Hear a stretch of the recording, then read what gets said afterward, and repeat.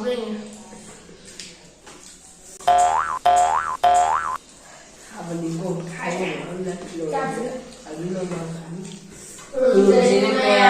welcome back. 欢迎新加入些书给现在那个没的小朋友就是如果现在也是那黑通吧。 누가 쓰나? Extra enzyme.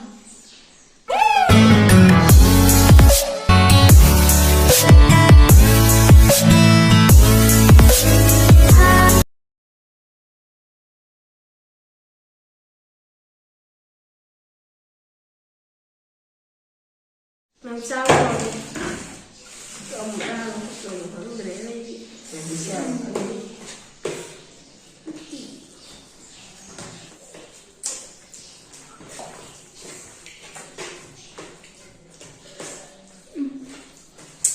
好，没有这种的。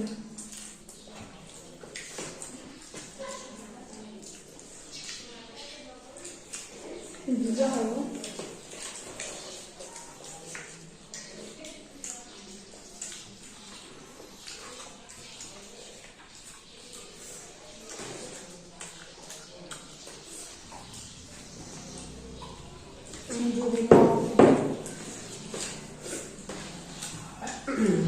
好嘞。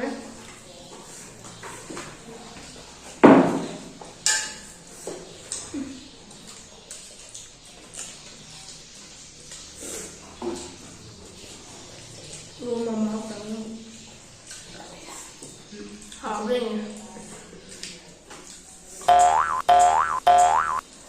아버님고 가요. 얼른 아버님고 가요. 얼른 아직 뒤에 가서 먼저 버리란 말. 아직 그래.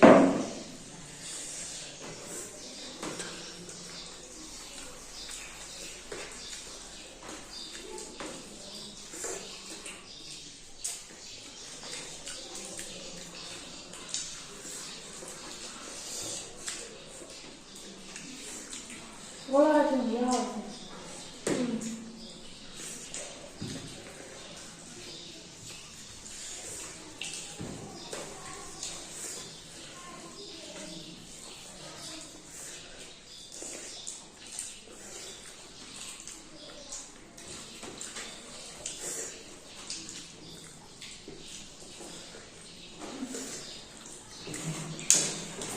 好嘞。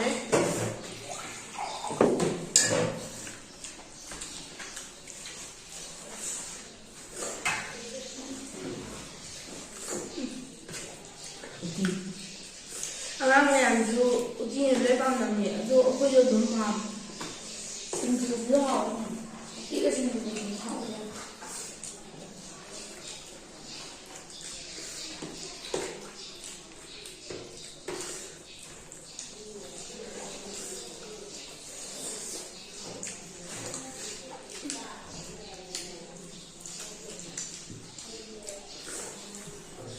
咱去啥人家这些有没到过那点，就说在路上不是，说我们到过。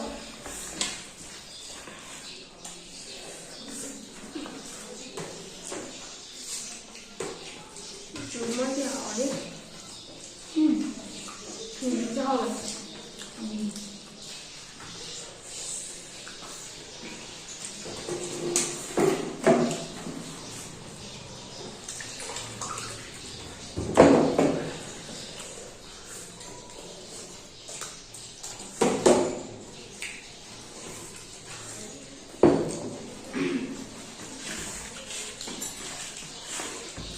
啥也蛮好吃。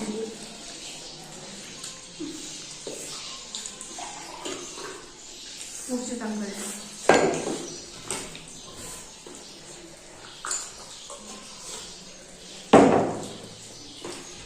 냄새는 간신히 식사하면 이렇게 해주는 한들.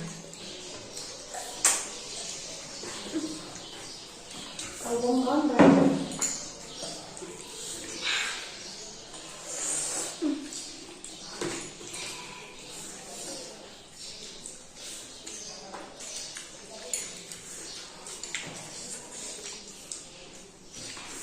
ꯄꯣꯛꯈꯥꯏꯗꯣꯔꯦ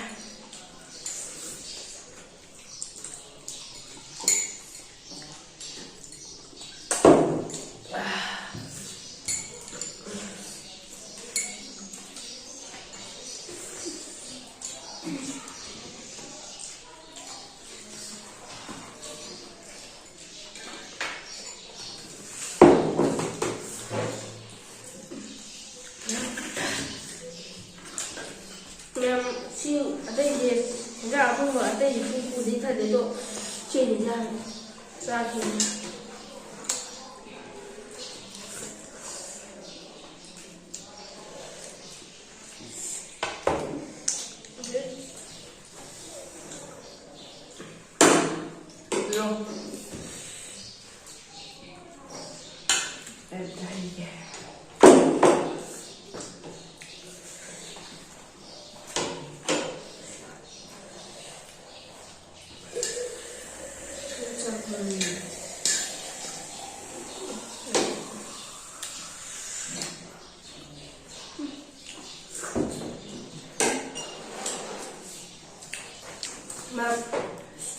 ꯃꯣꯔꯣꯛꯒꯤ ꯀꯩꯅꯣ ꯆꯣꯔꯐꯣꯟꯒꯤ ꯃꯔꯨ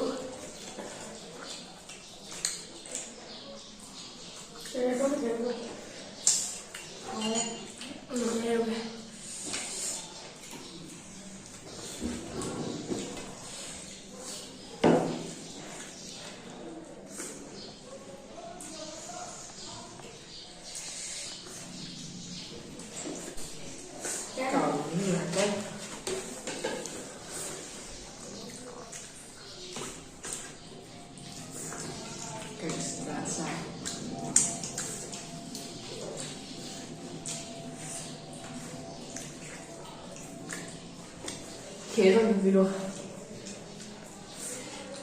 안들어가 그러지 잘하는 그냥 하면 돼.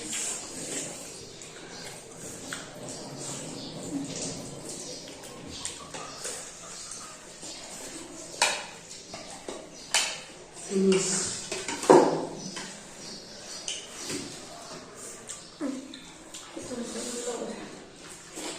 Anh không có sao với anh đi.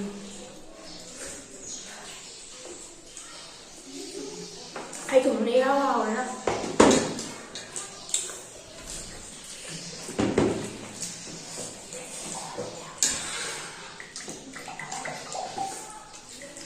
Lúc cùng lên làm sao rồi ra mà em cũng có thể bước thành này 우디 동무가 걔가 시가 잡을 못했네. 잡으면 딱 하는 생각에 like, share, subscribe to your bye.